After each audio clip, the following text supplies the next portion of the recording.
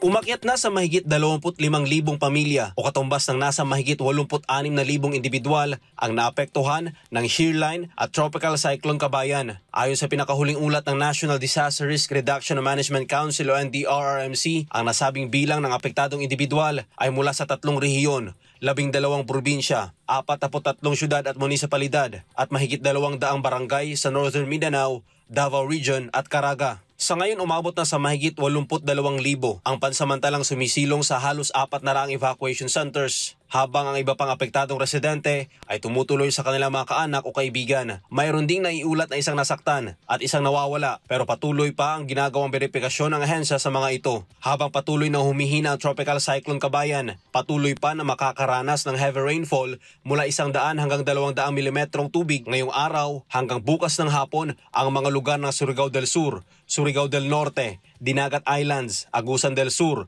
Davao del Norte, Davao de Oro at Davao Oriental. Aabot naman sa 50 hanggang 100 milimetro na tubig ulan ang mararanasan ng mga lugar ng Central Visayas, Biliran Leyte, Southern Leyte, Zamboanga del Norte, Northern Mindanao, Davao City, Cotabato, Lanao del Sur, southern portion ng Samar at Eastern Samar at ibang bahagi ng Caraga, Davao Oriental, Davao de Oro at Davao del Norte.